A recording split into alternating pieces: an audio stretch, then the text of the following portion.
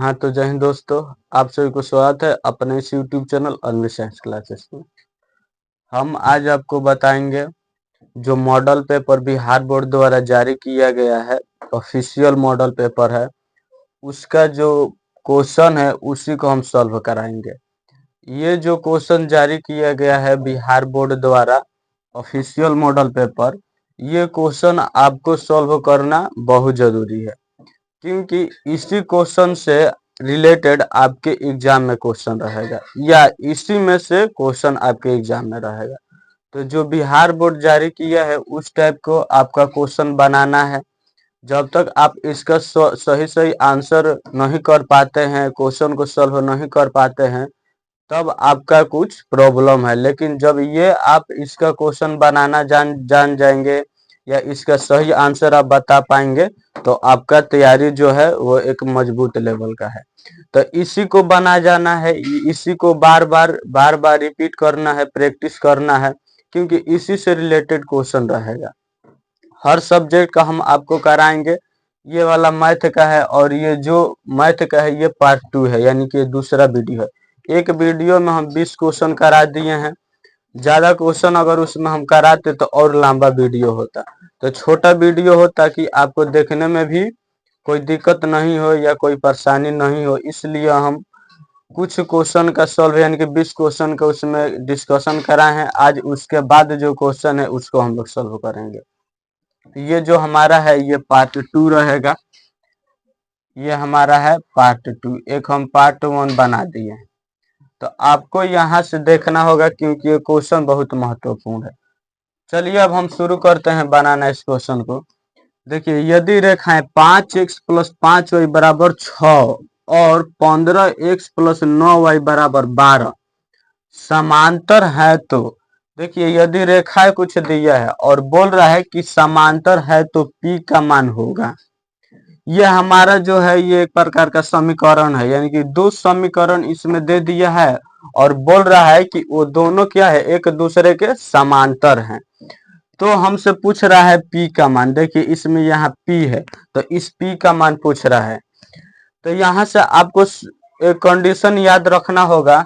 कुछ कंडीशन है, जैसे मान लीजिए कि जब समांतर रेखा होगी, समांतर रेखा के लिए एक कंडीशन है कि आपका जो होगा A1 बाटा A2 बराबर B1 बाटा B2 not equal to C1 बाटा C2 के होगा। यानी कि जो B1 बाटा B2 होगा वो C1 बाटा C2 के बराबर नहीं होगा, तो वो रेखा क्या होगी, समांतर होगी। एक और देखिए यहाँ से समांतर के लिए हो गया, और होता है प्रतिच्छेदी के लिए आपको याद रखना है प्रतिच्छेदी। जैसे मान लीजिए यही हमारा समीकरण है, यानी कि A1 बाटा A2 बराबर B1 बाटा B2, यानी कि A1 बाटा A2 not equal to B1 बाटा B2 बराबर C1 बाटा C2 होगा। यानी कि A1 बाटा A2 नॉट इक्वल टू होगा B1 बाटा B2 का, तो ये क्या होगा, प्रतिच्छेदी रेखा होगी। यानी कि यहाँ से हम A1 का B1 का C1 का मान रखेंगे। जो ये समीकरण है यहाँ पर ये A का मान है, ये B का मान है और ये C का मान है। तो ये वाला A1 होगा, ये वाला B1 होगा और ये C1 होगा। उसी प्रकार इसमें से जो होगा वो A2 B2 होगा। तो मान रखेंगे, तो अगर B1 बाटा B2 बराबर नहीं होगा C1 बाटा C2 के, तो समांतर रेखा होगी। अगर A1 बाटा A2 नॉट इक्वल टू होगा B1 बाटा B2 के, तो ये प्रतिच्छेदी रेखा होगी। संपाती रेखा के लिए भी आपको कंडीशन याद रख लीजिए। संपाती रेखा, इसमें क्या होगा कि सब आपस में बराबर होगा, यानी कि A1 बाटा A2 बराबर होगा B1 बाटा B2 बराबर होगा C1 बाटा C2। तो ये कंडीशन है, ये तीनों कंडीशन आपको याद रखना होगा। इससे रिलेटेड क्वेश्चन ऑब्जेक्टिव में पूछता है या सब्जेक्टिव में भी पूछता है। तो ये बोल रहा है कि समांतर है, तो समांतर के लिए क्या होगा, A1 बाटा A2 होगा बराबर होगा B1 बाटा B2 नॉट इक्वल टू होगा C1 बाटा C2 के। तो यहाँ से देखिए हम इस पर रखेंगे तो ये A1 का मान होगा B1 का C1 का। तो A1 का मान कितना हो जाएगा, 5 हो जाएगा। A2 का मान ये वाला हो जाएगा 15 हो जाएगा, बराबर B1 का मान हो जाएगा P बाटा B2 का मान हो जाएगा ये 9 हो जाएगा। फिर नॉट इक्वल टू होगा C का तो मान C1 का तो 6 हो जाएगा और C2 का ये 12 हो जाएगा। तो देखिए यहाँ से देखिए 5 3 15 हो जाएगा और ये 6 दूनी का 12 हो जाएगा। यानी कि ये कट गया, ये भी कट गया, यानी कि बचा है 1/3 बराबर P/9 बराबर यहाँ से 1/2, यानी कि ये नॉट इक्वल टू है। तो देखिए इसको हम इसके बराबर में लेंगे तो हमारा जो P का मान आएगा वो निकल जाएगा। तो देखिए हम ये वाला यानी कि 1/3 बराबर P/9 हम करेंगे, ये दोनों को आपस में हम बराबर करेंगे क्योंकि हमें P का मान चाहिए। तो देखिए हम बराबर करते हैं तो ये क्रॉस मल्टीप्लाई करेगा तो 9 एकम 9 हो जाएगा बराबर, और ये करेगा तो 3P हो जाएगा। तो यहाँ से जो P को अगर हम बचाएंगे तो P में 3 गुणा करे इधर आएगा तो भाग करेगा, यानी कि 9/3 हो जाएगा, और ये 3 वर्त में कट जाएगा, यानी कि जो P का मान आया है कितना आया है 3 आया है। तो P का मान हमारा कितना निकल कर आ गया 3 निकल कर आ गया, और इस क्वेश्चन में P का मान पूछ रहा था तो P का मान कितना हो जाएगा 3, यानी कि ऑप्शन में हमारा ए में है तो ऑप्शन ए हमारा सही आंसर हो जाएगा। इस तरह से आप लोग क्वेश्चन बना पाएंगे अगर इस टाइप का क्वेश्चन देगा। तो ये कंडीशन आपको याद रखना होगा, इसी कंडीशन पर ये है। 21 नंबर क्वेश्चन हम सॉल्व कर दिए। 22 नंबर देखिए, यदि दो चरों में दो रैखिक समीकरण के आलेख प्रतिच्छेदी रेखाएं हो तो हलों की संख्या होगी। देखिए अगर प्रतिच्छेदी रेखा होगी, कब प्रतिच्छेदी रेखा होगी A1/A2 नॉट इक्वल टू होगा B1/B2 का। तो प्रतिच्छेदी रेखा जब होगी तो प्रतिच्छेदी रेखा के लिए कितना हल होगा तो एक हल होगा। प्रतिच्छेदी रेखा के लिए कितना हल होगा एक हल होगा। अगर हल का हम बात करेंगे तो कितना हल होगा एक हल होगा, या इसी को हम बोलते हैं अद्वितीय हल। अद्वितीय हल होगा प्रतिच्छेदी रेखा के लिए कैसा हल होगा एक हल होगा, सिर्फ एक हल होगा या अद्वितीय हल होगा। अगर समांतर रेखा है समांतर रेखा तो समांतर रेखा के लिए एक भी हल नहीं होगा, यानी कि कोई हल नहीं होगा, कोई हल नहीं होगा, कोई हल नहीं होगा समांतर रेखा के लिए। अगर संपाती के लिए हम बात करें संपाती के लिए तो संपाती के लिए अनेक हल होगा। संपाती के लिए अनेक या अनगिनत, इसी को आप बोल सकते हैं अनगिनत हल होगा, अनेक हल होगा। तो ये कंडीशन आप समझ गए हैं। तो इसमें बोल रहा है कि प्रतिच्छेदी रेखा के लिए, तो प्रतिच्छेदी रेखा के लिए एक हल होगा या अद्वितीय हल होगा। तो देखिए इनमें से कौन ऑप्शन में मिल रहा है, कोई हल नहीं होगा। कोई हल तो समानांतर रेखा के लिए होगा, सिर्फ एक हल होगा, ऑप्शन बी में है। और सी में देखिए अनंत हल होगा, अनंत हल कब होगा संपाती के लिए। डी में है इनमें से कोई नहीं। तो जो हमारा सही आंसर होगा ये बी होगा, सिर्फ एक हल होगा। प्रतिच्छेदी रेखा के लिए कितना हल होगा एक हल होगा। तो अगला क्वेश्चन देखिए, जो हमारा अगला क्वेश्चन है कि यदि 5x - 8y बराबर 0 और 10x - 18y बराबर 0 समीकरण दिया है, दो समीकरण 5x - 8y बराबर 0 और 10x - 18y बराबर 0। तो x तथा y का मान इसमें पूछ रहा है। अब देखिए x का मान आपसे पूछ रहा है और y का मान पूछ रहा है, तो एक हम इसमें से कोई ऑप्शन लेंगे उसी से हमारा ये आंसर आ जाएगा। देखिए यहाँ पर 0 है बराबर में 0, तो अगर हम 5 यहाँ लेते हैं x के जगह पर तो 5 5 में गुणा करेगा तो ये हो जाएगा 25, यानी कि 0 नहीं आएगा, यानी कि ऐसे ही ये ऑप्शन खत्म हो गया, ये वाला ऑप्शन सही नहीं होगा। अब देखिए अगर हम x के जगह पर 0 लेंगे तो ये हो गया 0, और y के जगह पर 8 लेंगे तो ये हो जाएगा 64, यानी कि 0 में से -64 जाएगा तो ये -64 होगा, ये 0 नहीं होगा, यानी कि 0 के बराबर में नहीं होगा, तो ये भी ऑप्शन नहीं होगा। इसको देखिए x का मान 0 यहाँ रखेंगे तो ये क्या हो जाएगा 0 हो जाएगा पूरा। y का मान भी अगर यहाँ 0 रखते हैं तो 0 8 में गुणा करेगा तो ये 0 हो जाएगा, यानी कि इधर भी 0 आ रहा है और बराबर में 0 है, तो ये वाला ऑप्शन इससे मैच कर रहा है, यानी कि इस पर सही होगा। अब इस पर देखिए 0 रखेंगे तो ये 0 हो जाएगा, ये y वाला 0 रखेंगे, y का मान 0 है तो इसको यहाँ रखेंगे तो ये भी क्या हो जाएगा 0, यानी कि 0 - 0 0 होगा। तो जो हमारा सी ऑप्शन है इसमें x का मान भी 0 है, y का मान भी 0 है, तो इसका जो मान निकल कर आएगा x y का मान यही निकल कर आएगा, x का मान 0 y का मान 0, क्योंकि हम 0 रखते हैं तो बराबर में 0 आ रहा है, तो ऑप्शन हमारा सी सही होगा। अब इसको सॉल्व करेंगे तो ज्यादा समय लगेगा, ये जो है ये शॉर्टकट मेथड है, इससे आप लोग आंसर बता देंगे। ये भी मेथड सही है, इससे भी सही आंसर निकल कर आएगा। अगला क्वेश्चन देखिए 24 नंबर है कि यदि समीकरण A X square plus B X plus C बराबर 0 है। एक समीकरण दिया है और वो समीकरण है A X square plus B X plus C बराबर 0 है। अब बोल रहा है कि ए नॉट इक्वल टू 0, यानी कि ए जो है वो 0 नहीं होगा। का मूल समान हो तो सी का मान इसमें पूछ रहा है। अब देखिए मूल कब समान होगा, इसमें बोल रहा है कि मूल समान होगा। मूल यानी कि शून्य। तो शून्य का जो होता है वो कब समान होता है, देखिए अगर हमारा डी को हम लोग क्या कहते हैं, डी को कहते हैं विविध कर या विवेचक। तो अगर डी का मान 0 आता है तो मूल क्या होगा, समान होगा। मूल क्या होगा, समान होगा अगर डी का मान 0 आता है। या डी का मान जो आएगा पॉजिटिव में आएगा तभी हमारा मूल क्या होगा, सॉरी डी का मान अगर 0 से बड़ा आ रहा है, डी का मान अगर क्या आ रहा है 0 से बड़ा, तभी मूल हमारा क्या होगा, समान होगा। अगर डी का मान 0 से छोटा आ रहा है, 0 से अगर छोटा आ रहा है डी का मान, तो मूल समान नहीं होगा। यहाँ से ये कंडीशन आपको याद रखना होगा। मूल कब समान होगा देख लीजिए, अगर डी का मान 0 होगा तो मूल समान होगा। डी का मान अगर 0 से अधिक होगा तभी मूल क्या होगा, समान होगा। अगर डी का मान 0 से कम हो जाएगा तो मूल समान नहीं होगा। तो देखिए मूल समान होता है जब डी का मान 0 होता है, यानी कि 0 के बराबर होता है, तो मूल इसमें क्या है, समान है। तो विवेचक बराबर फॉर्मूला होता है डी बराबर बी स्क्वायर माइनस 4ac होता है। तो मूल समान है, इसका मतलब कि डी का मान क्या है, 0 है, तो यहाँ हम 0 रख दिए। अभी यहाँ से देखिए एक्स स्क्वायर का जो गुणांक है वो ए का मान है और एक यहाँ दिया भी है। जो x का गुणांक है वो b होता है, यानी कि b इसमें है, ये वाला है c। तो b का मान तो इसमें b ही है, तो ये हो जाएगा बी स्क्वायर माइनस 4 गुणा a, तो इसमें a ही है, गुणा c का मान c है। तो यहाँ से देखिए अगर इसको गुणा करते हैं तो ये हो जाएगा 0 बराबर बी स्क्वायर माइनस 4ac। ये फार्मूला ही है, सेम फार्मूला, इसमें कोई मान नहीं दिया है a b c का।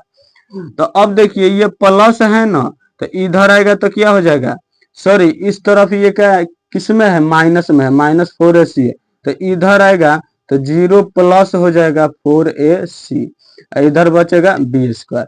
तो अब देखिए इसके बाद क्या होगा, ये जोड़ेंगे तो 4ac होगा। तो अगर यहाँ से हम लोग, यहाँ से अगर मान अगर हम निकालते हैं, ए का मान निकालते हैं, या अगर ए का मान हम निकालेंगे या सी का मान निकालेंगे, इसमें क्या पूछा है, सी का मान पूछा है, तो सी को अगर हम बचाएंगे तो सी बराबर क्या हो जाएगा, उधर बी स्क्वायर है, अब बाटा इधर से 4a जाएगा तो ये हो जाएगा भागा में, यानी कि जो सी का मान आएगा वो कितना आएगा, इसलिए सी बराबर कितना हो जाएगा, बी स्क्वायर बाटा 4a, ये हमारा सी का मान होगा। तो देखिए ऑप्शन किस में है, सी का मान बी स्क्वायर बाटा 4a, ऑप्शन बी में है, हमारा बी आंसर सही होगा। इस तरह से आप लोग इस क्वेश्चन का सॉल्व कर देंगे और ये आसान क्वेश्चन है, बस ये कंडीशन आपको याद रखना है, मूल कब समान होगा कब नहीं होगा। तो इसमें बोल रहा है कि मूल समान है तो डी बराबर हम 0 ले लिए, बी स्क्वायर है तो बी स्क्वायर माइनस माइनस, अब 4a है सी है यही सेम है, तो हमारा 4ac हो जाएगा, माइनस 4ac इधर आएगा तो प्लस में हो जाएगा, उधर बचेगा बी स्क्वायर, और सी का मान निकालना है तो सी को हम बचा दिए और बाकी सबको उधर भेज दिए। तो 4a है तो 4a उधर जाएगा तो भाग करेगा, जो भी उधर रहेगा उसमें भाग करेगा, तो बी स्क्वायर बाटा 4a हो जाएगा, यानी कि सी का मान आ गया बी स्क्वायर बाटा 4a, जो ऑप्शन बी में है, तो ऑप्शन बी हमारा सही आंसर हो गया। अब 25 नंबर क्वेश्चन देखिए, 25 नंबर में क्या है कि निम्नलिखित में से कौन सा द्विघात समीकरण नहीं है। इसमें बोल रहा है कि कौन द्विघात समीकरण नहीं है। तो देखिए द्विघात समीकरण कौन होता है, जिसका घात अगर 2 है, अधिकतम घात कितना है 2 है, तो वो क्या होगा, द्विघात समीकरण होगा। जिसका अधिकतम घात 2 होगा तो वो होगा द्विघात समीकरण। तो देखिए ये पहला वाला है, इसको हम लोग देखते हैं। अगर इसको हम a प्लस बी के दी होल स्क्वायर पर तोड़ेंगे, a प्लस बी का दी होल स्क्वायर का फॉर्मूला क्या होता है, a प्लस बी का दी होल स्क्वायर बराबर होता है a square plus B square plus 2ab होता है। तो इस पे हम इसको रखेंगे, इसको a मान लेंगे, इसको b, तो a प्लस बी का दी होल स्क्वायर, तो a का x का स्क्वायर हो जाएगा, प्लस b के जगह पर 2 है तो 2 का स्क्वायर यानी कि 4 होगा, प्लस 2ab यानी कि a के जगह पर x है और b के जगह पर 2 है, तो ये क्या हो जाएगा 2ab बराबर देखिए कितना है 3 इंटू एक्स स्क्वायर माइनस 4 यानी कि इसमें गुणा करेगा तो 3x स्क्वायर हो जाएगा और माइनस 3 चौका 12 होगा। तो यहाँ से देखिए अब क्या होगा एक्स स्क्वायर प्लस 4 है तो 4 अभी देखिए दो दूनी का 4 एक्स हो जाएगा बराबर है 3x square minus 4 sorry minus 12। तो अब देखिए जो हमारा उस तरफ है उसको हम इधर लाएंगे तो देखिए क्या होगा x square plus 4 plus 4x इधर आएगा तो माइनस 3x स्क्वायर माइनस है तो इधर आएगा तो प्लस 12 हो जाएगा इधर बचेगा 0। तो ये जो होगा ये द्विघात समीकरण होगा क्योंकि जो इसका अधिकतम घात आएगा देख लीजिए एक एक्स में से माइनस 3x स्क्वायर घटेगा तो माइनस 2x स्क्वायर होगा और यहाँ से 4x है प्लस तो ये प्लस 4x होगा और 4 और 12 कितना होगा 16 होगा। तो ये जो है ये द्विघात समीकरण है। अब बोल रहा है कि कौन नहीं है तो पहला तो होगा। अब दूसरा में देखिए इसमें क्या होगा देखिए 4x है माइनस एक्स स्क्वायर है अब उधर प्लस एक्स स्क्वायर है इधर आएगा तो माइनस एक्स स्क्वायर हो जाएगा और प्लस 7 है तो इधर आएगा तो माइनस होगा बराबर में 0 हो जाएगा। अब देखिए इसको यहाँ हम करते हैं तो ये देखिए 4x है तो 4x minus 1x minus 1x जोड़ेंगे तो माइनस 2x स्क्वायर होगा माइनस 7 बराबर 0।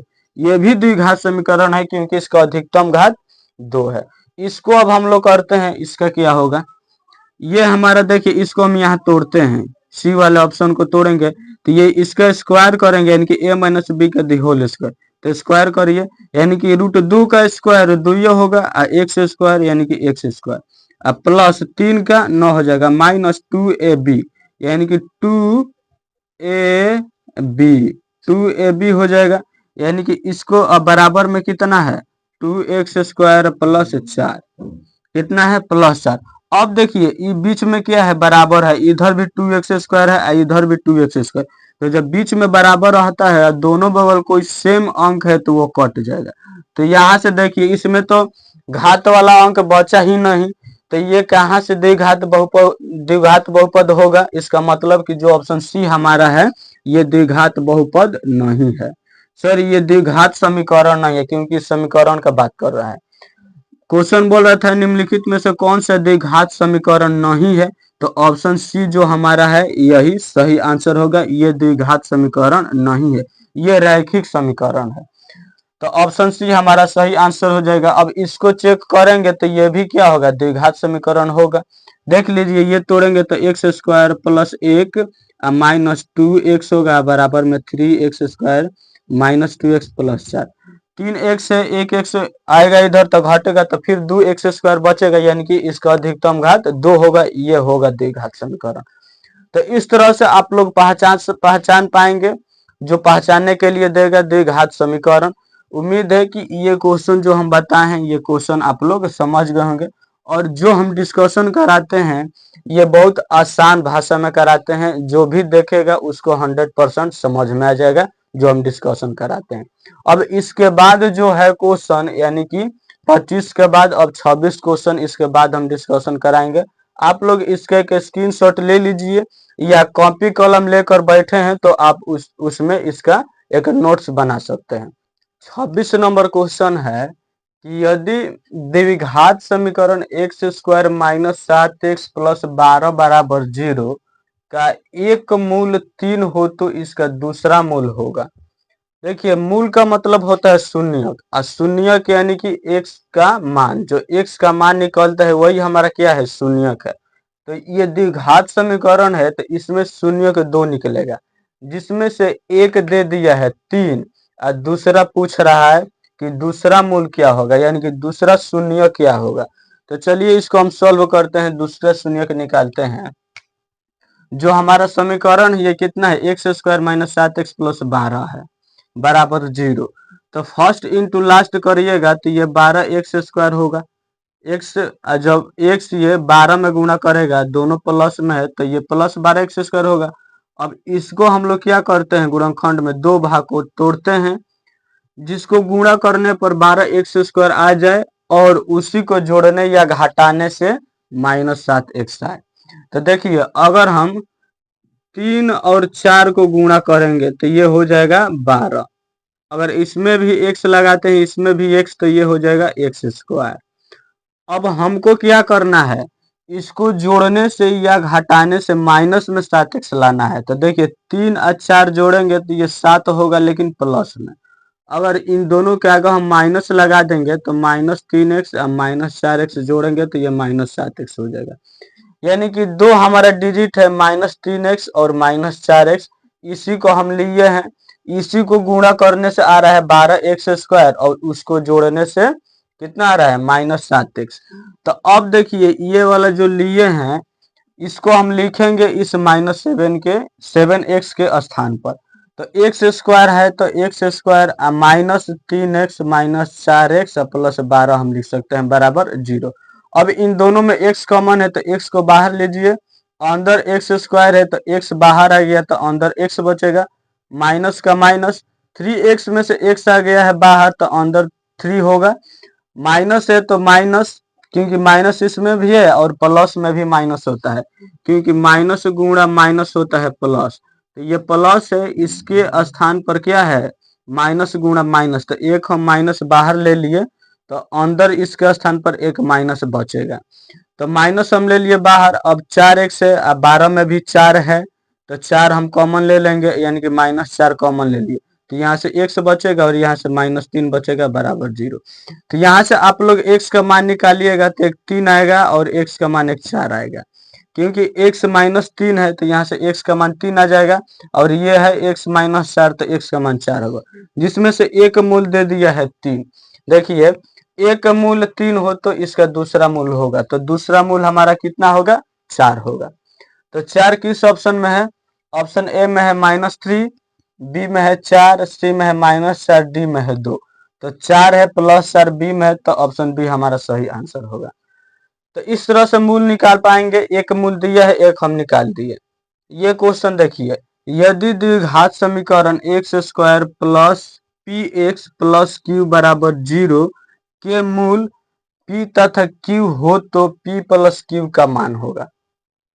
ये क्वेश्चन थोड़ा दे दिया है, कठिन टाइप का है लेकिन बन जाएगा ये। देखिए इसको हम लोग कैसे सॉल्व करेंगे, x² plus px plus q इसमें दिया है बराबर में 0 के मूल p तथा q हो तो p प्लस q का मान इसमें पूछा है। तो देखिए अगर हम लोग देखिए सॉल्व, अगर हम जानते हैं शून्यंकों का योग जिसे हम लोग कहते हैं alpha plus beta, alpha plus beta इसका सूत्र होता है कितना -b/a, इसका सूत्र होता है। तो इसमें जो मूल है वो कितना है p प्लस q है, तो इस मूल कितना है p प्लस q, यानी कि अल्फा और बीटा के स्थान पर है p और q। तो यहाँ हम p रख देंगे और यहाँ हम q रख देंगे, माइनस का माइनस b का मान कितना है p है तो p हो जाएगा, a का मान यहाँ 1 है तो 1 हो जाएगा, यानी कि ये कितना हो जाएगा p प्लस q बराबर -p। तो यहाँ से हम लोग अगर q का मान निकालेंगे तो कितना हो जाएगा q बराबर p माइनस p, और इधर प्लस है तो इधर जाएगा तो -p हो जाएगा, यानी कि q का मान यहाँ से निकल कर आ जाएगा -2p। q का मान कितना निकला है -2p। अब देखिए अगर हम अल्फा इंटू बीटा का लगाते हैं, अल्फा इंटू बीटा तो ये होता है c/a, अल्फा p है और ये जो बीटा है ये q है, c का मान कितना है q है बराबर a का मान 1 है, यानी कि p q बराबर कितना हो जाएगा q हो जाएगा। तो यहाँ से अगर हम निकालेंगे p का मान, अगर हम निकालते हैं p का मान, q का मान तो आ गया है, तो p का मान अगर हम निकालेंगे तो p बराबर हो जाएगा q/q, यानी कि ये कट जाएगा एक मत में, यानी कि p का मान कितना आ गया 1 आ गया। अब इसमें पूछ रहा है किसका मान, अब देखिए यहाँ से अगर q का मान, p का मान कितना आया है 1 आया है, तो अगर q बराबर -2 गुणा 1 करेंगे तो q का भी मान कितना हो जाएगा, यहाँ से p का मान तो 1 आ गया है और यहाँ से q का मान कितना हो जाएगा -2 हो जाएगा, यानी कि p का मान आ गया और q का भी मान आ गया। p का मान 1 आया है और q का मान आया है -2 आया है। पूछ रहा है p प्लस q का मान, तो p का मान 1 है और प्लस q का मान -2 है। तो देखिए 1 प्लस माइनस माइनस 2 हो जाएगा, 1 में से -2 जाएगा तो -1 होगा, यानी कि इसका जो आंसर होगा कितना होगा -1 होगा। तो इस क्वेश्चन का आंसर हम यहाँ लिख देते हैं। इसका मान जो होगा कितना होगा, 1 होगा। ऑप्शन छूट गया है, ऑप्शन में -1 होगा, लेकिन यहाँ पर ऑप्शन हम नहीं लिखे हैं, यानी कि इसका जो आंसर होगा वो कितना होगा, -1 होगा। ये कितना नंबर क्वेश्चन है, 27 नंबर, यानी कि 27 नंबर क्वेश्चन का आंसर कितना होगा, -1 होगा। अब इसको आप लोग एक बार और 1 से 2 बार बनाइएगा, समझ में आ जाएगा। अगला क्वेश्चन देखिए 28 नंबर, द्विघात समीकरण 3x² - 13x + 10 बराबर कितना है, 0। विवितकर पूछा है, तो हम अभी आपको बताए हैं विवितकर या विवेचक बराबर सूत्र होता है, यानी कि जिसे हम डी से सूचित करते हैं, तो d² बराबर b² - 4ac होता है। d² बराबर b² - 4ac। अब यहाँ से अगर हम a का मान पता करेंगे तो जो x² का गुणांक में रहता है a का मान, अब b का मान अगर देखेंगे तो जो x के गुणांक में है -13, तो ये b का मान हो जाएगा, जो अचर पद है वो c का मान हो जाएगा, यानी c का मान हो जाएगा 10। तो a b c का मान यहाँ से पता चल जाएगा। अब यहाँ रखिए, यहाँ d सिर्फ d होता है, तो d बराबर हो जाएगा, b का मान कितना है, -13, यानी कि -13 का स्क्वायर -4 गुणा a का मान 3 है, c का मान 10 है। तो d बराबर -13 का स्क्वायर कीजिएगा तो +169 होगा, माइनस 3 चौका 12, 12 जब 10 में गुणा करेगा तो 120 होगा। तो यहाँ से d का मान देखिए, इसलिए d बराबर कितना हो जाएगा, 169 में से अगर 20 घटाइएगा तो ये कितना हो जाएगा, 49 होगा। कितना होगा, 49, यानी कि जो d का मान आया है कितना आया है, 49 आया है। तो ऑप्शन ए में है 49, बी में -49, सी में है 13, डी में है 169, यानी कि +49 हमारा ए ऑप्शन सही होगा। इस टाइप का क्वेश्चन हर हाल में पूछता ही पूछता है, और ये आसान है। कोशिश की एक फार्मूला याद रख लीजिएगा, विवेचकर यानी कि d बराबर b² - 4ac, इसी से निकल जाता है। अगला क्वेश्चन देखिए 29 नंबर, द्विघात समीकरण x × 2x + 5 बराबर 0 है। द्विघात समीकरण दे दिया है कितना, x × 2x + 5 बराबर 0। ये गुणा करेगा तो 2x² होगा, प्लस x 5 में करेगा तो 5x बराबर में 0 होगा। मूलों का गुणनफल है, यानी कि इसमें पूछा है मूलों का गुणनफल, तो मूलों का गुणनफल बराबर सूत्र होता है, मूलों का गुणनफल का है या शून्यंकों का गुणनफल, जिसे हम लोग कहते हैं अल्फा इंटू बीटा। इसका फार्मूला होता है c/a। मूलों का गुणनफल बराबर होता है c/a। मूलों का अगर योगफल पूछता है अल्फा प्लस बीटा, तो इसका होता है -b/a। ये दोनों फार्मूला याद रखिएगा। तो इसमें पूछ रहा है मूलों का गुणनफल, यानी कि अल्फा इंटू बीटा, जिसका सूत्र होता है c/a।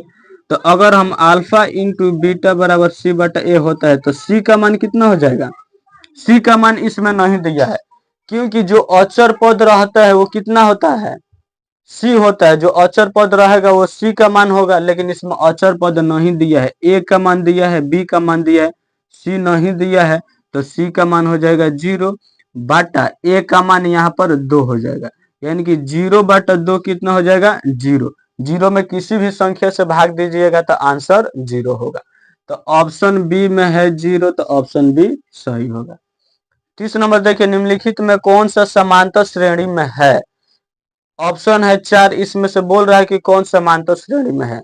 तो समांतर श्रेणी में कब होगा, जब सार्व अंतर, जिसे हम लोग कहते हैं कॉमन डिफरेंस d, जिसे d से सूचित करते हैं, तो जो सार्व अंतर होता है यानी कि कॉमन डिफरेंस होता है, सार्व अंतर जिसे हम लोग कहते हैं कॉमन डिफरेंस, इसे हम d से सूचित करते हैं, सूचित d से करते हैं। तो अगर d का मान बराबर आएगा, पहला पद है, दूसरा पद है, तीसरा पद है, तो d का मान कैसे निकालते हैं, पहला पद में से दूसरा पद घटेगा, जितना होगा वही d का मान होगा। तीसरा में से दूसरा घटेगा, जितना आएगा वही d का मान होगा। चौथा में से तीसरा जाएगा, जितना अंतर आएगा वो d का मान होता है। तो d का मान हम निकालते हैं, दूसरा में से पहला घटाते हैं या तीसरा में से दूसरा, इस तरह से d का मान निकलता है।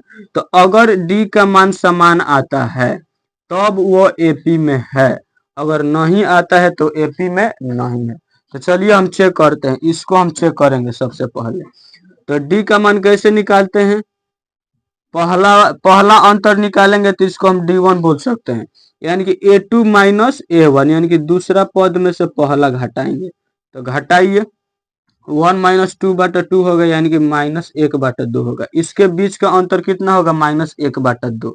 अब इसके बीच का हम अंतर देखेंगे, इसके बीच में यानी कि D2 निकालेंगे, यानी कि 3/2 -1/2 करेंगे तो 3 - 1/2 होगा, यानी कि 2/2, यानी कि 1 आ गया। देखिए जो इसके बीच अंतर आया है वो कितना आया है? -1/2, लेकिन इसके बीच जो आया है वो आया है 1। तो अंतर समान नहीं है, इसका मतलब कि यह एपी में नहीं है। इसको देखिए, 4 में से 2 जाएगा तो 2 होगा, यानी कि जो इसके बीच अंतर होगा वो 2 होगा। अब इसके बीच देखिए 8 में से 4 जाएगा तो 4 होगा, तो यहाँ पर 2 हो रहा है और यहाँ पर 4 हो रहा है, इसका मतलब कि ये भी एपी में नहीं है। इसको देखिए, इसको अगर आप लोग √7 है तो √7 रहने दीजिए। अब इसको आप लोग लिख सकते हैं √4 गुणा 7, यानी कि 7 का 28 होता है। √63 को लिख सकते हैं 9 गुणा 7। जो 112 है इसको आप लोग लिख सकते हैं 16 गुणा 7 लिख सकते हैं, यानी कि 16 7 112 होता है, 9 7 63, 4 7 28 और ये है। तो यहाँ से देखिए √7 का मान 4 बाहर आएगा तो 2 हो जाएगा, अंदर में 7 रहेगा। 9 को अगर हम बाहर लाएंगे तो 3 हो जाएगा, अंदर में 7। 16 को लाएंगे तो 4 होगा, अंदर में कितना होगा? 7 होगा। तो देखिए ये समांतर श्रेणी में होगा, क्योंकि इसको अगर हम लोग हटाएंगे तो इसका अंतर क्या होगा? समान होगा। जैसे देखिए अगर D1 निकालते हैं, यानी कि पहला सार्वंतर हम निकालेंगे, इसको हम D1 बोल रहे हैं, तो दूसरा में से क्या होता है? दूसरा पद में से पहला घटता है। तो दूसरा कितना है? दूसरा है 2 × √7 माइनस पहला कितना है? √7। तो 2 गो √7 में से 1 गो √7 जाएगा तो कितना होगा? 1 गो √7 होगा। इसका मतलब है कि इसके बीच जो अंतर आया है कितना है? √7 आया है। यहाँ से अगर D2 निकालिए तो देखिए 3 √7 में से अगर 2 √7 जाएगा तो 1 √7 होगा, यानी कि इसका अंतर समान आ रहा है। इसके बीच जो अंतर है √7 का है, इसके बीच भी जो अंतर है वो √7 का है। देखिए यहाँ हम बताए हैं, तो जो इसके बीच अंतर आ रहा है वो क्या हो रहा है? समान हो रहा है। तो ये किस में है? ये एपी में है। यही हमारा सही आंसर होगा। उम्मीद है कि 30 तक आप लोग क्वेश्चन समझ गए होंगे। अब 31 से हम आपको बताएंगे, इसका के स्क्रीनशॉट ले लीजिए। चलिए अब 30 से आगे जो क्वेश्चन है उसको सॉल्व करते हैं। 31 नंबर, 31 समांतर श्रेणी 12 10 8, यानी कि 12, 10, 8 डॉट डॉट का कौन सा पद शून्य है? देखिए कौन सा पद पूछ रहा है? शून्य है। तो यहाँ से अगर इसको आप लोग सॉल्व करेंगे, 12 10 8 का कौन सा पद शून्य है? तो इसका एक कोई पद है जो क्या है? शून्य है। तो इस एपी में जो शून्य है वही अंतिम पद है। तो अंतिम पद हम लोग किसे कहते हैं? एन को। एन को हम लोग क्या कहते हैं? अंतिम पद। यानी कि कौन सा पद शून्य है? तो इस एपी में अगर आप लोग देखिएगा तो लास्ट पद 0 न हो रहा है, यानी कि अंतिम पद कितना हो रहा है? 0 हो रहा है। अब कौन सा पद 0 है तो वो कितने नंबर का पद है? तो इसमें एन का मान पूछ रहा है, कौन सा पद यानी कि कितने नंबर का पद है वो, यानी कि एन का मान इसमें पूछ रहा है। ए का मान जो दिया है वो पहला है, जो ए का मान होता है 12 है, और जो डी का मान होगा वो कितना होगा? यानी कि प्रथम पद को घटाएंगे दूसरा पद में से, यानी कि A2 - A1 करते हैं तो A2 कितना है? 10 है, A1 है 12, तो इसको घटाएंगे तो -2 होगा, यानी कि डी का मान -2 होगा। तो यहाँ से एक फार्मूला आप लोग जानते हैं कि an बराबर होता है a + n - 1 × d। an का मान 0, a का मान दिया है कितना? 12 प्लस n का मान इसमें पूछ रहा है, d का मान दे दिया है -2। तो इसको गुणा कराइए, इधर 0 है तो 0 रहेगा, 12 है तो 12, अब प्लस है तो प्लस, अब माइनस जब ये 2 इस n में करेगा गुणा तो कितना हो जाएगा, -2 n में करेगा तो कितना होगा, -2n होगा और ये हो जाएगा +2 हो जाएगा। 12 को इधर हम लोग लाएंगे तो 0 - 12 हो जाएगा, फिर बराबर है। अब उसमें कितना होगा, -2n + 2 है। अब 12 इधर कितना हो जाएगा, 12 माइनस में हो जाएगा, यानी कि -12 बराबर हो जाएगा कितना। अब एक और काम करें, देखिए +2 है तो इधर लाइएगा तो माइनस हो जाएगा, यानी कि -12 - 2 बराबर -2n। तो n बराबर कितना हो जाएगा, n बराबर हो जाएगा -14 बटा -2, माइनस माइनस कट जाएगा और ये 7 होगा। यानी कि जो n का मान यहाँ से निकला है वो कितना निकला है, 7 निकला है। यानी कि n का मान 7वां पद। तो ऑप्शन ए में है 7वां पद, यही हो जाएगा सही आंसर। यानी कि 23 का हो जाएगा ए 7वां पद इसका आंसर होगा। 32 के देखिए, समांतर श्रेणी -5 -1.3 डॉट डॉट का सारवा अंतर पूछा है। तो सारवा अंतर यानी कि डी का मान पूछे तो डी बराबर क्या होता है, A2 - A1। A2 का मान हो जाएगा -1.3, माइनस है तो माइनस ए का मान हो जाएगा -5। तो अब देखिए -1.3 माइनस माइनस हो जाएगा प्लस। अब इसको आप लोग घटाइएगा तो कितना हो जाएगा, -1.3 घटेगा कितना में से, 5 में से। तो इसको घटाएंगे हम लोग तो ये होगा 3.7 हो जाएगा। कितना हो जाएगा, 3.7। यानी कि जो डी का मान होगा वो कितना होगा, 3.7। यहाँ से ऑप्शन आप लोग देख लीजिए। ऑप्शन में देखिएगा तो ये देखिए यहाँ से कितना होगा, 4 है, -4 है, 3 है और ये कितना है, -6 है। तो डी का मान जो आया है 3.7 आया है, यानी कि लगभग 4 के बराबर आया है। तो ऑप्शन ए हमारा 4 सही हो जाएगा। 3.5 से अधिक रहता है तो उसको हम लोग लगभग में 4 ले लेते हैं। अगला आप देखिए, अगला क्वेश्चन, अगला ये है कि यदि समांतर श्रेणी का पहला पद ए और सार्वत्रिक अंतर डी है तो प्रथम n पदों का योग पूछा है। तो योग बराबर फॉर्मूला याद रखना है, योग बराबर होता है एसएन, जिसे हम लोग कहते हैं एसएन या कहीं कहीं टीएन मिलता है। यानी कि एसएन बराबर होता है n/2 into 2a + n-1 into D. ये एसएन बराबर फॉर्मूला होता है। या इसी को हम लोग ऐसे भी लिख सकते हैं, या n/2 इंटू a + an या tn। तो इस ये वाला सूत्र किस ऑप्शन में है वही हमारा सही आंसर होगा। देखिए इसमें नहीं है, इसमें भी नहीं है, इसमें नहीं है, यहाँ पर है। यानी कि डी हमारा जो सही डी है, किस सॉरी यहाँ पर है सी में, n/2 into 2a + n-1 into D. सी हमारा सही आंसर हो जाएगा। ये वाला फॉर्मूला कहाँ है, ऑप्शन सी में।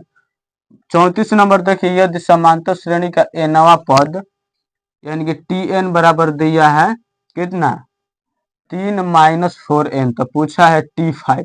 तो आप लोग देखिए यहाँ थोड़ा ध्यान दीजिए। देखिए दिया है tn बराबर कितना दिया है, 3 - 4n दिया है। अब पूछ रहा है t5, यहाँ पूछ रहा है। तो देखिए यहाँ tn है, यानी कि n है यहाँ पर, तो यहाँ पर भी क्या है, n है। लेकिन इसमें t5 पूछा है, यानी कि n के स्थान पर कितना मान हो गया है, 5 हो गया है। तो बराबर में 3 है तो 3 और -4 है तो 4। यहाँ देखिए यहाँ n था तो यहाँ पर भी n है, लेकिन यहाँ अब कितना है, 5 है। तो यहाँ पर भी कितना हो जाएगा, 5 हो जाएगा। यानी कि 3 - 5 का 20। 3 में से -20 को घटाइएगा तो -17 होगा। यानी कि -17 किस ऑप्शन में है, ऑप्शन ए में है। तो ऑप्शन ए हम लोग का सही आंसर होगा। 35 देखिए, यदि समांतर श्रेणी का सामान्य पद 17 - 5n है तो इसका सार्वत्रिक अंतर पूछा है।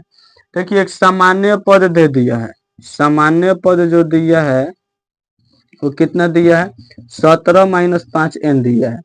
तो अब देखिए एक एपी हमें बनाना है। यानी कि एपी बनाने के लिए a1 का मान चाहिए, a2 का मान चाहिए, a3 का मान चाहिए, इसी तरह हमें मान चाहिए। एपी बनाएंगे तब हम लोग सार्वत्रिक अंतर निकालेंगे, यानी कि डी का मान हम लोग निकाल पाएंगे। तो एपी देखिए, एपी बनाएंगे तो मान लीजिए जो n है हमारा एक संख्या है, प्राकृत संख्या है। तो यहाँ पर अगर हम लोग एक रखेंगे, क्योंकि A1 चाहिए, क्या चाहिए हमें, A1 चाहिए, तो इसके स्थान पर एक रखिएगा तो 17 माइनस 5 गुणा 1 यानी कि 17 माइनस 5 बराबर कितना हो जाएगा, 12। तो A1 के मान हो जाएगा 12। अब हमें चाहिए A2, तो इसके स्थान पर यानी कि 2 रखेंगे, 17 माइनस 5 गुणा 2 हो जाएगा यानी कि 17 माइनस 10 बराबर 7। A2 का मान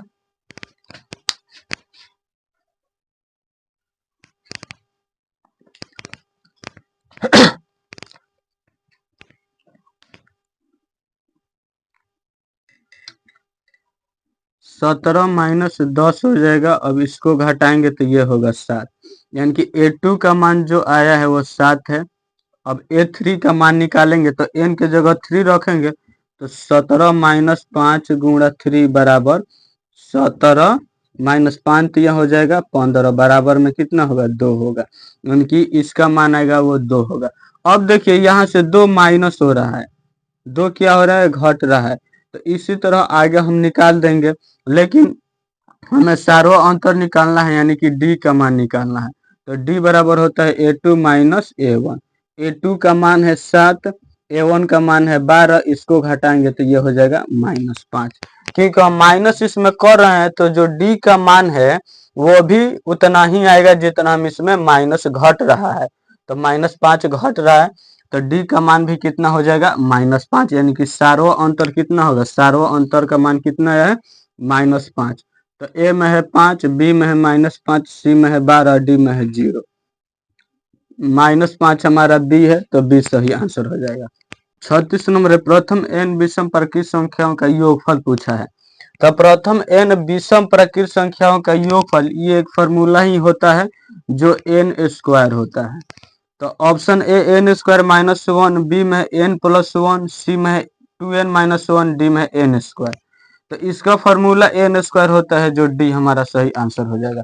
36 तक आप लोग क्वेश्चन को डिस्कशन बढ़िया से कर पाए हैं। अब इसके आगे अब बताते हैं, तब तक आप इसका के स्क्रीनशॉट ले लीजिए। तो चलिए अब हम 37 नंबर क्वेश्चन सॉल्व करेंगे। 37 नंबर है, यदि 18 x y माइनस 3 समांतर श्रेणी में है तो x प्लस वाई का मान निकालिए। देखिए ये समांतर श्रेणी में है ऑलरेडी, इसका मतलब है कि इसके बीच जो अंतर है वो क्या है, आपस में समान है। जितना इसके बीच है उतना इसके बीच भी है और उतना ही इसके बीच है। तो देखिए इसका ये इसको हम कहते हैं D1, यहाँ D2, ये D3, यानी कि D1 के बराबर हम कर सकते हैं D3, यानी कि जो इसके बीच अंतर है और इसके बीच अंतर है दोनों बराबर है, यानी कि D1 बराबर होता है A2 माइनस A1, D3 बराबर होता है, D3 बराबर क्या होता है, A4 माइनस A3 होता है। तो यहाँ मान रख देते हैं, यहाँ मान हम पुट करेंगे तो A2 का मान कितना है, x है, A1 का मान है कितना, A1 का मान है, A2 का मान x है, A1 का मान है 18 बराबर A4 का मान है y माइनस A3 का मान है कितना, सॉरी A4 का मान है कितना, -3 है, A3 का मान है y, माइनस है तो माइनस, y है तो y। अब यहाँ देखिए x है तो x, अब माइनस वाई है इधर आएगा तो ये प्लस वाई हो जाएगा, अब प्लस माइनस 18 उधर जाएगा तो इस तरफ तो -3 है तो -3 रहेगा, और -18 उधर जाएगा तो +18 हो जाएगा, यानी कि x प्लस वाई बराबर, इसको अगर हम लोग घटाएंगे तो ये कितना होगा, ये होगा 15, यानी कि जो आंसर आएगा वो कितना आएगा, 15 आएगा। तो ऑप्शन डी हमारा सही आंसर होगा। 38 देखिए, यदि a तथा b संपूरक कोण है तो, यानी कि जो a और b है वो संपूरक कोण है, यानी कि वैसा कोण जिसको जोड़ने से 90 डिग्री के बराबर हो, यानी कि संपूरक कोण कौन होता है, यानी कि जिसका एंगल 90 डिग्री के बराबर हो, यानी कि वैसा एंगल जिसको जोड़ने से 90 डिग्री हो उसे संपूरक कोण कहते हैं। तो ए और बी संपूरक कोण है, इसका मतलब कि ए प्लस बी बराबर कितना है, 90 डिग्री है। दोनों का एंगल जोड़ने से कितना हो, 90 डिग्री होना चाहिए, उसे संपूरक कोण कहते हैं। तो यहाँ से अगर ए बराबर हम निकालेंगे तो ए बराबर हो जाएगा 90 डिग्री माइनस बी हो जाएगा। तो देखिए हम ए के जगह पर इतना रखते हैं, यहाँ ए नहीं है तो इसको हम खत्म कर देते हैं, यहाँ ए है तो देखिए सेक 90 डिग्री माइनस बी बराबर हो जाएगा कोसेक बी हो जाएगा। अब इसको देखिए सेक 90 डिग्री माइनस बी, यानी कि सेक 90 degree minus theta cosec theta होता है, तो ये हो जाएगा कोसेक बी बराबर कोसेक बी। तो यही हमारा सही आंसर होगा ऑप्शन बी। 29 देखिए ये फार्मूला है, फार्मूला आपको याद रखना होगा। देखिए फार्मूला अगर मान लीजिए कि साइन 90 डिग्री माइनस थीटा है तो इसका हो जाएगा कोस थीटा। अगर कोस 90 डिग्री माइनस थीटा है, कोस 90 डिग्री माइनस थीटा तो इसका होता है साइन थीटा। अगर tan 90 डिग्री माइनस थीटा हो तो इसका कितना होता है कोट थीटा होता है, कोट थीटा। अगर कोट 90 डिग्री माइनस थीटा हो, कोट 90 डिग्री माइनस थीटा बराबर tan थीटा। अगर मान लीजिए सेक 90 डिग्री माइनस थीटा तो इसका होता है cosec theta. Cosec 90 degree minus theta बराबर होता है कोसेक 90 डिग्री, इसका होता है सेक थीटा। ये फार्मूला आपको याद रखना है। तो देखिए कोस 90 डिग्री माइनस फाई है तो इसका होगा साइन फाई। क्या होगा इसका साइन फाई, साइन फाई यहाँ है, ऑप्शन ए सही हो जाएगा। इसको देखिए, देखिए कोस square 27 degree minus sine square 63 degree. तो देखिए कोस है तो इसको सेम रहने दीजिए, कोस 27 डिग्री माइनस साइन स्क्वायर है तो साइन स्क्वायर, इसको हम लोग लिख सकते हैं 90 degree minus 27 degree. 90 degree minus 27 degree कितना होगा 63 डिग्री हो जाएगा, साइन स्क्वायर है तो साइन स्क्वायर। इसके बाद अब देखिए यहाँ से cos square 27 degree minus sine 90 degree minus theta, sine 90 degree minus theta cos theta. तो यहाँ क्या हो जाएगा स्क्वायर है तो हम स्क्वायर में लिखेंगे कोस स्क्वायर थीटा। कोस square 27 degree minus cos square 27 degree, ये घट कर क्या हो जाएगा 0। ऑप्शन बी हमारा सही आंसर होगा। 41 नंबर देखिए साइन 2 थीटा बराबर 2 साइन थीटा सत्य है जब थीटा बराबर 1। इसका मतलब है कि इसमें थीटा का मान निकालना है। तो एक फार्मूला आपको याद रखना होगा, वो कौन सा फार्मूला है आगे आपको मिलेगा कि साइन 2 थीटा बराबर कितना होता है, साइन 2 थीटा बराबर होता है 2 sine theta into cos theta. Sine 2 theta बराबर होता है 2 sine theta into cos theta. तो यहाँ देखिए इसके जगह पर रख सकते हैं 2 sine theta into cos theta बराबर में है 2 साइन थीटा। तो अब देखिए 2 साइन थीटा ये कट जाएगा तो इधर बचेगा कोस थीटा बराबर में कितना बचेगा 1। तो कोस में 1 कितने डिग्री का मान है, तो कोस में जो 1 है ये 0 डिग्री का मान है। इसका मतलब कि कोस थीटा बराबर हम लिख सकते हैं कोस 0 डिग्री, बीच में इक्वल है कोस कोस ऑटोमेटिक हट जाएगा, यानी कि थीटा बराबर कितना हो जाएगा 0 डिग्री। ऑप्शन डी हमारा क्या होगा सही होगा। 42 नंबर देखिए साइन थीटा बराबर है 4/5, तो tan थीटा का मान इसमें पूछा है। तो साइन थीटा का मान दे दिया है। अब इस साइन थीटा के बराबर कितना होता है, सूत्र p/h होता है साइन थीटा बराबर, इसका मान दिया है 4/5, यानी कि p का मान कितना है 4, h का मान 5। तो b का मान हम निकाल देंगे यहाँ से, b बराबर हो जाएगा √h² माइनस p², यानी कि h का स्क्वायर करेंगे तो ये कितना हो जाएगा 25, p का करेंगे तो ये हो जाएगा 16। और 25 में से 16 जाएगा तो √9, और जब रूट से 9 बाहर निकलेगा तो कितना होगा 3 होगा, यानी कि b का मान कितना आ गया 3 आ गया है। b का मान कितना आ गया, इसलिए b बराबर 3। अब देखिए tan थीटा का मान पूछा है तो tan थीटा बराबर क्या होता है p/b, कितना होता है p/b। p का मान कितना है, p का मान 4 है, b का मान कितना आया है 3 आया है, यानी कि tan थीटा बराबर हो जाएगा 4/3। ऑप्शन किस में है 4/3, 4/3 ऑप्शन सी में है, तो ऑप्शन सी हमारा सही आंसर हो जाएगा। 42 तक हम आपको बताए हैं, और जिस तरीके से हम बताए हैं ये तरीका सबको समझ में आना चाहिए, क्योंकि ये बहुत आसान मेथड है। चलिए आज इतना ही रहने देते हैं। जो लोग अभी तक सब्सक्राइब नहीं किए हैं तो वो सब्सक्राइब करिए और अपने दोस्तों के पास भी शेयर करिए। हाँ, लेकिन ऐसा ही क्वेश्चन आपको प्रैक्टिस करना होगा, क्योंकि पूरी चांस है कि ऐसा ही क्वेश्चन पूछेगा आपके एग्जाम में। इसका भी एक स्क्रीनशॉट ले लीजिए आप लोग।